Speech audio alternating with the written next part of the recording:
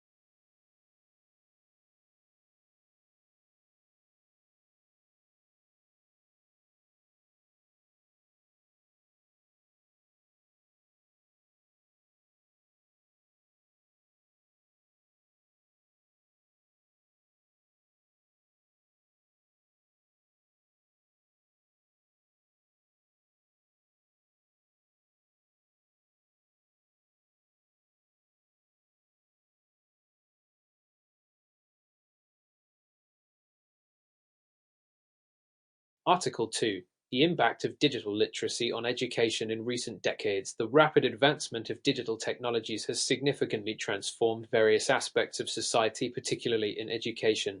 Digital literacy, defined as the ability to use information and communication technologies to find, evaluate, create, and communicate information, has emerged as a crucial skill for students in the 21st century. As educational institutions increasingly integrate digital tools into their curricula, the importance of digital literacy continues to grow.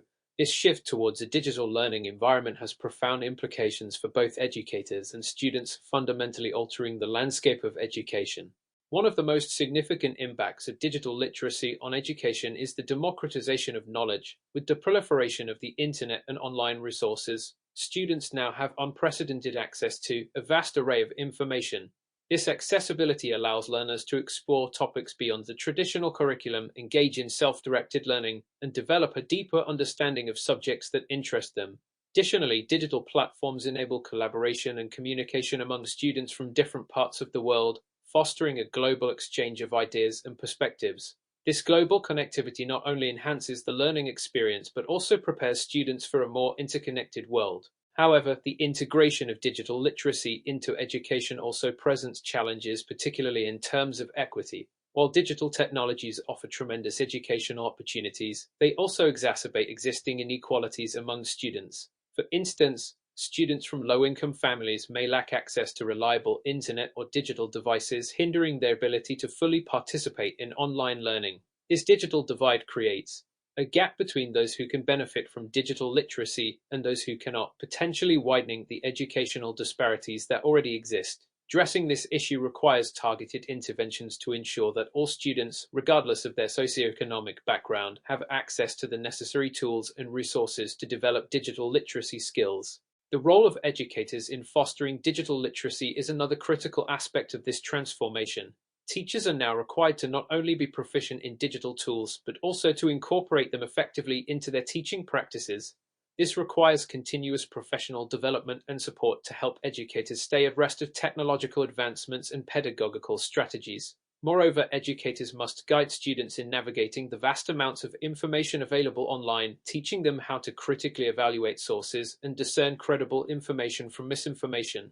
This skill is particularly important in an era where misinformation can spread rapidly through digital platforms, posing risks to both individual knowledge and societal well-being. Despite these challenges, the integration of digital literacy in education offers numerous benefits that extend beyond the classroom. Digital literacy equips students with essential skills that are increasingly demanded in the modern workforce, such as problem solving, critical thinking, and effective communication.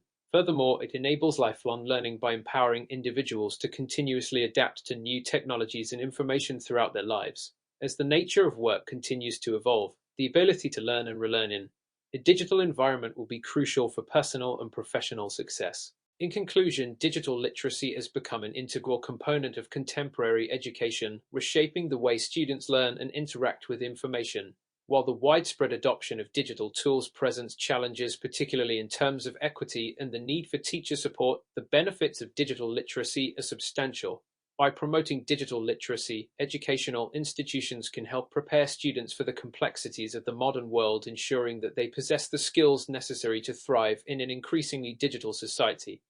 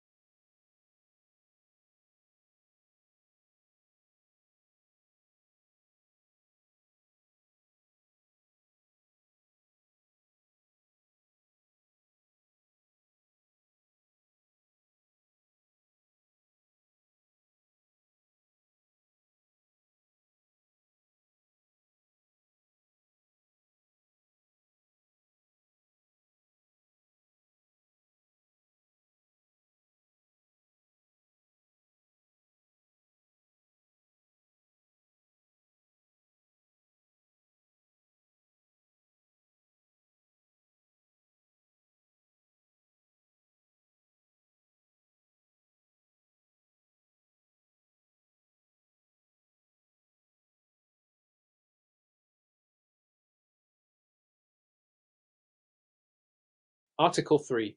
The role of microplastics in marine pollution. Microplastics, defined as plastic particles smaller than 5 millimeters, have become a significant concern in marine pollution studies.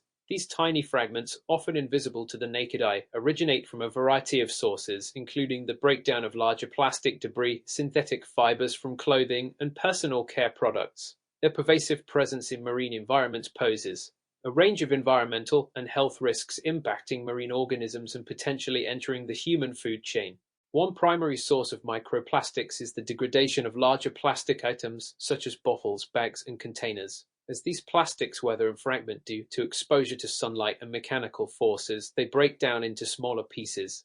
Another major contributor is synthetic textiles. When washed, clothing made from polyester or nylon releases microplastic fibers into wastewater, which subsequently enter the marine environment. Personal care products like exfoliating scrubs and toothpastes also contain microbeads, which are small plastic particles designed to enhance product performance but often end up in the ocean. The environmental impact of microplastics is profound. Marine organisms, ranging from the smallest plankton to large marine mammals, ingest these particles either accidentally or as a result of consuming prey that contains microplastics. Ingestion of microplastics can lead to physical harm, such as internal abrasion and blockage, and can also cause chemical contamination. Many plastics contain toxic additives or have absorbed harmful chemicals from the environment, which can then be released into the organisms that consume them. The presence of microplastics in marine ecosystems has also been linked to broader ecological effects. For instance, the ingestion of microplastics can disrupt the feeding behavior and reproductive success of marine species. Additionally, microplastics can serve as carriers for other pollutants, such as persistent organic pollutants (POPs), which can further impact marine health. These pollutants can accumulate in the food web, affecting not only marine life but also human health when seafood is consumed. Addressing the issue of microplastics requires a multifaceted approach. Reducing the input of microplastics into the environment involves improving waste management practices, such as better recycling programs and the development of biodegradable alternatives to conventional plastics. Regulations banning microbeads in personal care products have also been implemented in various regions. However, the challenge remains significant as the sheer volume of plastic waste and the complexity of plastic degradation make it difficult to fully address the problem. Monitoring and research play a crucial role in understanding and mitigating the impact of microplastics. Scientists employ various methods to track microplastic concentrations in marine environments, including sampling water, sediments, and marine organisms. Advances in analytical techniques, such as spectroscopy and microscopy, have improved the detection and quantification of microplastics. Additionally, research into the ecological and health effects of microplastics continues to evolve, providing valuable insights into their impact and potential solutions. Public awareness and education are also vital components in tackling microplastic pollution. By raising awareness about the sources and effects of microplastics, individuals can make more informed choices, such as reducing plastic use and supporting policies aimed at mitigating plastic pollution. Educational initiatives in schools and communities can further drive behavioral changes and promote more sustainable practices. In conclusion, the role of microplastics in marine pollution is a pressing environmental issue with far-reaching consequences. While efforts to address this problem are underway, continued research, policy development, and public engagement are essential to mitigate the impact of microplastics on marine ecosystems and human health. The collaborative effort of scientists, policymakers, and the public will be crucial in developing effective strategies to combat this pervasive issue.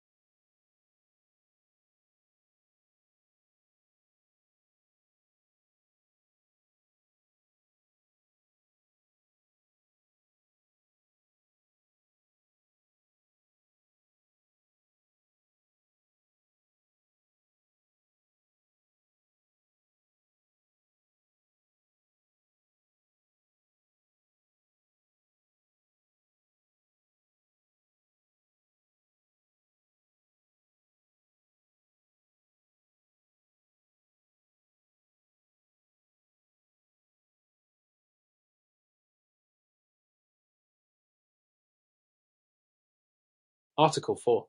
The role of international organizations in global governance. International organizations play a pivotal role in global governance, shaping the political, economic, and social landscape of the world. These organizations, which include entities like the United Nations, the World Bank, and the International Monetary Fund (IMF), provide a platform for cooperation among nations, facilitating dialogue, setting international standards, and addressing global challenges. The emergence of such organizations has been driven by the need to manage issues that transcend national borders, such as climate change, global health crises, and economic instability. As global interdependence has increased, so too has the significance of these organizations in maintaining order and promoting collective action. The United Nations is perhaps the most prominent international organization, established in 1945 with the primary objective of preventing another world war. Its role in global governance is multifaceted, encompassing peacekeeping, conflict resolution, and the promotion of human rights. The UN operates through various specialized agencies, such as the World Health Organization, WHO, and the United Nations Educational, Scientific, and Cultural Organization, UNESCO, each with its specific mandate. The UN Security Council, with its power to authorize military interventions and impose sanctions, is a critical component of the organization, though it often faces criticism for being influenced by the political interests of its permanent members. The World Bank and the International Monetary Fund are key players in the global economic governance framework.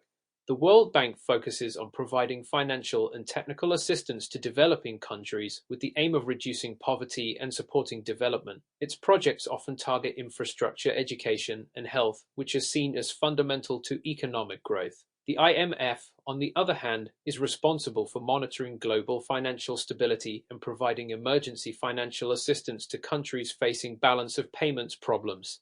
Both institutions have been instrumental in shaping the economic policies of many nations, although they have also been criticized for promoting policies that may prioritize economic efficiency over social equity. Regional organizations, such as the European Union (EU) and the African Union, also play significant roles in global governance. These organizations facilitate cooperation among member states on a range of issues, including trade, security, and human rights. The EU, for instance, has developed a comprehensive system of governance that includes common policies on trade, competition, and environmental protection. The AU, while less economically integrated than the EU, has been active in promoting peace and security on the African continent through initiatives like the African Peace and Security Architecture (APSA). International organizations face numerous challenges in their efforts to govern globally. One of the main challenges is the issue of sovereignty. Nations are often reluctant to cede authority to supranational organizations, fearing the loss of control over their domestic affairs. This tension between national sovereignty and global governance is evident in debates over issues like climate change, where international agreements require nations to adhere to standards that may conflict with their own policies. Additionally, the effectiveness of international organizations is frequently hampered by the differing interests and power dynamics of member states, particularly in organizations where decisions require consensus. Despite these challenges, international organizations have achieved significant successes in various areas. The WHO's efforts in eradicating smallpox and controlling the spread of diseases like HIV/AIDS are notable examples of successful global health initiatives.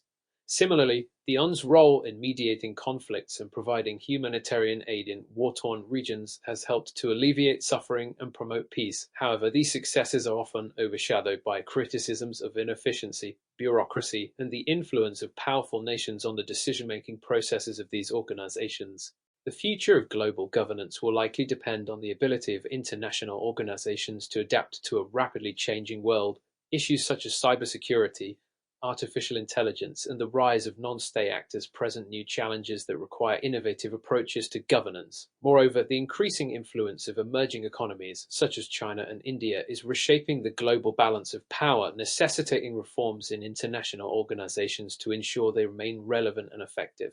In conclusion, international organizations are indispensable to global governance, providing a framework for cooperation and addressing issues that no single nation can tackle alone. While they face significant challenges, their role in promoting peace, security, and development cannot be overstated. As the world continues to evolve, these organizations will need to adapt and reform to remain effective in addressing the complex issues of the 21st century.